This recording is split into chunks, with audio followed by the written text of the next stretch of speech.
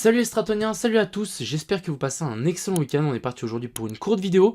On va analyser le Bitcoin et l'Ethereum seulement, sur lesquels on va potentiellement prendre des trades. Donc je vais vous expliquer un petit peu mon scénario et comment on va pouvoir prendre ces trades.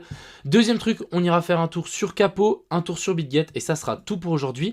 Encore une fois, n'hésitez pas à continuer à mettre les alts que vous voulez voir demain, vidéo un peu plus grande où je vais analyser toutes les alts que vous m'avez demandé depuis ces deux dernières vidéos. Donc n'hésitez pas, ça fait toujours plaisir et puis on est tout de suite parti. Crypto, million. Crypto, million. Crypto, million. On va commencer par du coup le petit concours qu'il y a sur BitGet actuellement. Donc c'est le Bitcoin Pizza Day, assez intéressant. Bref, on peut s'inscrire. Il y a 30 000 BGB à gagner. Il vous reste 21 heures si jamais vous voulez vous inscrire. Je vous mets le lien en description si jamais ça vous intéresse.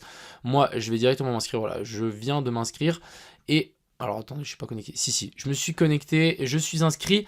Du coup, il y a un petit peu de BGB à gagner en fonction du PNL et du volume de trading. Donc assez intéressant, pourquoi pas.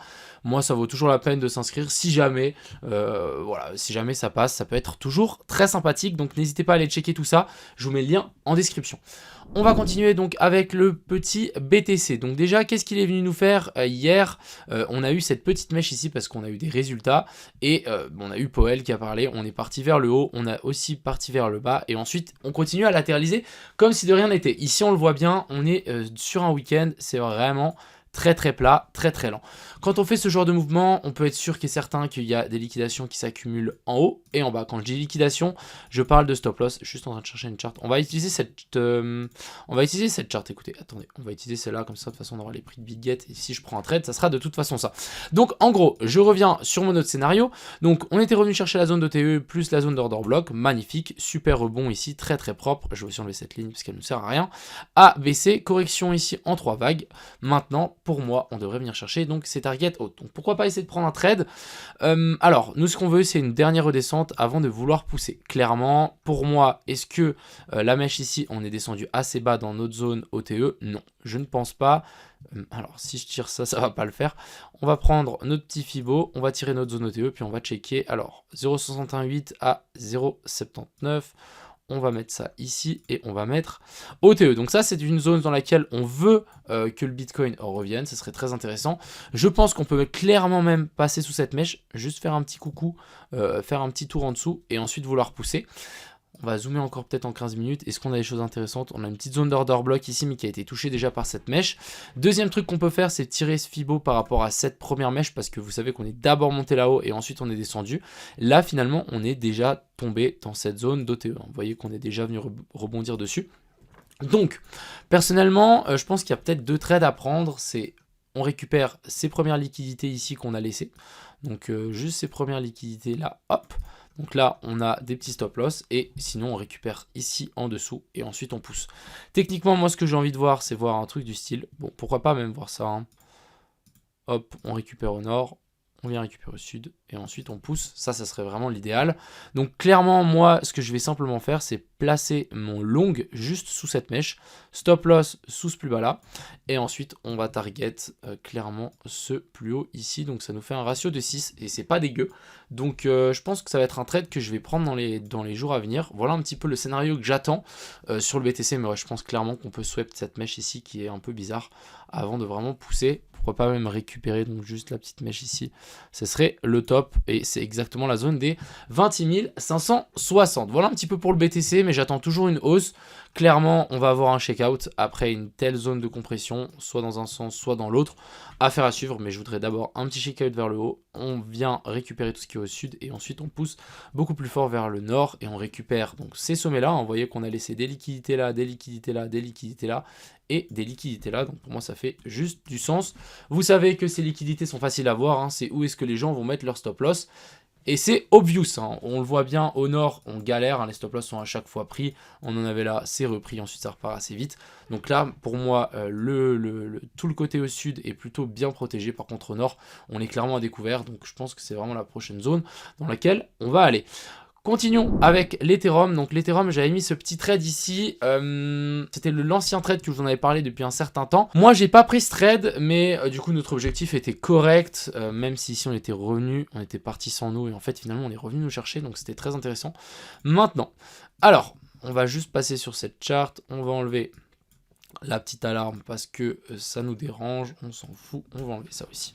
Donc comme je vous l'avais dit, ici on a notre boss et notre COS, inversion de la structure. Ensuite ici, on est venu récupérer donc toutes les liquidités qu'on avait laissées ici en dessous avec ce plus bas. Donc là, on est vraiment sur quelque chose de super clean. Et pour moi maintenant, c'est récupérer les liquidations au nord. Comment je sais qu'on va aller sans doute chercher au nord? C'est qu'ici, on a fait notre inversion structure et on est revenu chercher la zone d'OTE de cette dernière hausse. Alors en gros, si on prend notre Fibo depuis ici à ici, je vais vous le noter comme ça, on aura tout. En gros, de là à là, bam, vous voyez qu'on est vraiment juste venu pile poil dedans. On vient rebondir. Et ici, on rebondit tranquillement mais sûrement. Et on n'est pas encore venu récupérer les stop loss qu'on a placés là. Donc, très très bien. Je pense qu'on peut encore pumper vers l'eau. Maintenant, ce qu'on veut, c'est trouver une entrée. On veut nous trouver une entrée assez intéressante. Et du coup, pour moi, notre entrée assez intéressante, c'est en tout cas en dessous de toute cette zone. Pour moi, là, on est juste en train d'accumuler. On fait, c'est le week-end, les gens commencent à long, ils mettent leur stop loss ici. Pourquoi pas le dimanche soir, comme d'hab, on récupère tout ça et ensuite on push et on vient chercher beaucoup plus haut. Donc techniquement, moi, je mettrai mon long à partir de ici, on parle de la zone des 1800. Clairement, on va pouvoir, je pense, ouais, je vais prendre ce top, il me semble pas mal. En théorie, on devrait checker avec le RSI pour voir où est-ce qu'on a un top. On a un top ici, ouais, ça, celui-là, il va bien. Il va bien, on cherche donc notre zone OTE qui correspond plus ou moins à notre ligne qu'on avait là. Hop, donc on va mettre OTE. Donc ça peut être une zone dans laquelle on veut essayer de trouver un long. On peut peut-être peaufiner un petit peu si on passe en 5 minutes. Est-ce qu'on a laissé quelque chose? On a un petit order block ici, je pense qu'on pourra en mettre une ligne, hop. Aussi on passe en 1 heure et du coup là on a des petites entrées assez intéressantes. On a même une zone de fair value gap ici en 1 heure, très propre. On va pouvoir aussi la notifier, hop, on va mettre FVG 1 heure. On va pouvoir enlever cette ligne parce que finalement on a quand même pas mal une belle zone de compression ici. Et du coup pour moi ça ferait énormément de sens de revenir chercher juste cette zone de fair value gap. Donc pour être sûr d'être pris, en théorie, moi je me le placerai juste un petit peu au-dessus de la zone de fair value gap. Stop loss, je pense qu'on peut le rendre. On n'est pas obligé forcément de le mettre en dessous, même si c'est largement conseillé. Pour les gens qui ne veulent pas prendre trop de risques, mettez-le clairement sous ce plus bas là. Mais sinon, ça devrait le faire. Juste le mettez pas, râlez pas de crête de la zone de fair value gap.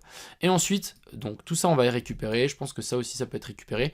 Et en théorie, je pense qu'on peut même peut-être tirer un Fibo depuis cette zone-ci à ici en haut et chercher la zone des 0,68, même la zone des 0,5 ça peut être très bien, et ce top là aussi on a un ratio de 6 plus ou moins comme le BTC. Donc pour moi c'est deux trades qui sont super intéressants, deux trades dans lesquels je vais placer des ordres parce que on est vraiment à mon avis avant un beau pump, donc vraiment affaire à suivre. Voilà un petit peu ce que j'avais à dire sur le BTC et l'Ethereum. Vous avez un petit peu compris comment j'arrive à ce trade. Je pense que ça peut être un très joli, donc vraiment on verra. Et on va finir par parler par le capot. Donc le capot, on est sur une jolie petite pattern de compression, hein. Vous voyez ici cette jolie trendline, j'ai pris le top ici, support, et là on est en train de revenir faire support. Faut absolument qu'on tienne ici, si on casse ça va être un petit peu compliqué. Je pense que vraiment on pourra chuter un petit peu plus fort malheureusement. Maintenant ce qu'on veut c'est vraiment ici un joli rebond, cassure de cette trendline et ensuite qu'on essaie de pumper et qu'on casse cette zone des 2 centimes qui commence vraiment à peser. Clairement on n'arrive pas du tout à la casser, donc il faut absolument qu'on arrive à casser cette zone. Et si on arrive à mon avis casser la zone des 2 centimes, je pense que ça sera directement la zone des 3,5 centimes, voire la zone des 4 centimes, hein. Je pense un nouvel ATH devrait arriver plutôt vite. La communauté de capot est toujours autant forte, il y a des listings qui arrivent, donc on verra. Je dis pas qu'ici c'est un bon point d'achat. On peut le tenter, moi je vais pas le faire, étant donné que je suis déjà bien sur le capot, mais affaire à suivre, et ça peut être assez intéressant si vous n'avez pas de bid d'en mettre une, mais encore une fois, à surveiller, si jamais ici ça commence à dégoupiller, faites attention à vous, et gérez votre risk management. Voilà un petit peu ce que j'avais à dire, j'espère que cette vidéo vous a plu, je vous souhaite à tous un excellent week-end, je mets tous les liens en description, mettez vos alts préférés en description aussi, j'analyserai tout ça demain. Sur ce, je vous souhaite à tous un bon week-end. C'était Crypto Million,